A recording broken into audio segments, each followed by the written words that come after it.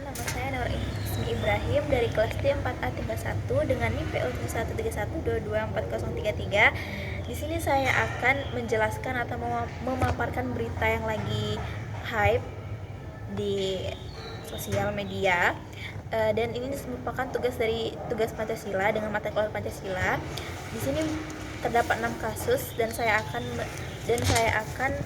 membacakan kasusnya satu-satu. Baiklah, yang pertama itu adalah DPR RI mengganti gorden seharga 48 miliar atau 48 juta, sekitar segitulah. Dan saya tidak setuju karena anggaran itu terlalu besar yang dialokasikan hanya untuk mengganti hordeng. Banyak untuk mempertanyakan apakah pengeluaran sebesar itu layak dan sebanding dengan kondisi garden yang ada.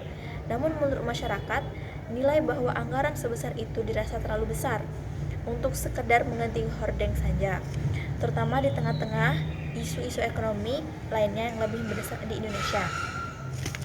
Seperti banyak orang yang kekurangan makanan atau tempat tinggal, pakaian sehari-hari atau kebutuhan yang memang harus ada tapi bisa dimanfaatkan lebih lanjut. Dan ini berhubungan dengan sila kelima, yaitu keadilan sosial bagi seluruh rakyat Indonesia. Karena alokasi anggaran yang besar untuk fasilitas karena anggarannya besar untuk membeli hordeng itu kan besar banget kan, sedangkan 48 miliar itu bisa digunakan untuk fasilitas gedung, pemerintahan. Bisa dianggap kurang adil jika di saat yang sama masih banyak masyarakat yang kesulitan seperti kebutuhan dasar pangan, kesehatan, dan pendidikan. Dan itu terdapat pada Undang-Undang Nomor 1 Tahun 2004 Pasal 6 Ayat 1. Baik, itu adalah berita yang pertama. Dan berita yang kedua itu ada narapidana. Dalam artikel berita tentang remis untuk menarapidana pada HUT RI ke-78, termasuk diantaranya mantan pejabat yang terjerat kasus korupsi.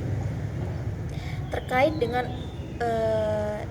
Undang-Undang Nomor 12 Tahun 1945 tentang Pemasyarakatan, undang-undang ini menetapkan hak-hak narapidana termasuk hak untuk mendapatkan resemi atau pengurangan masa hukum bagi yang memenuhi syarat.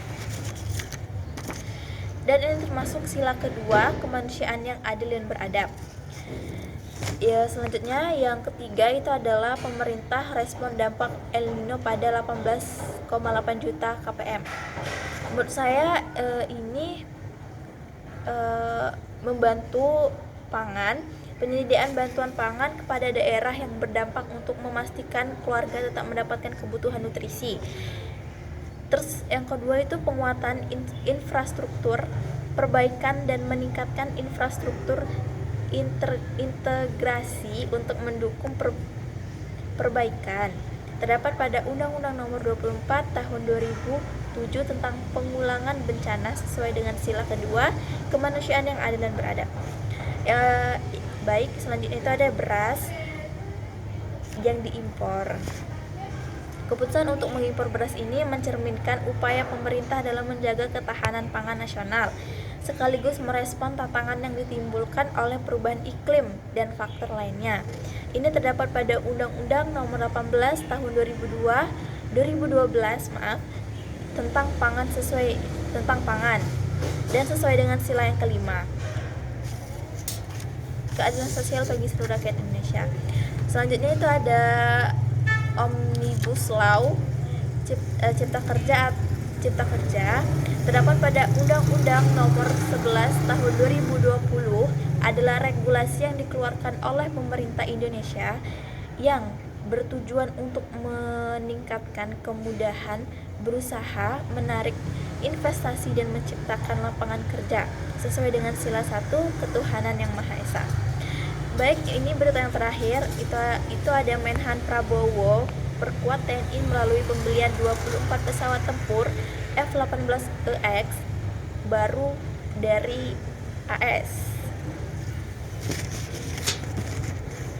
Menurut saya itu bisa untuk penguatan pertahanan ya, karena pembelian F-15EX ini merupakan bagian dari strategi untuk meningkatkan kemampuan pertahanan Udara Indonesia, memastikan TNI Angkatan Udara atau AU memiliki armada yang modern dan mampu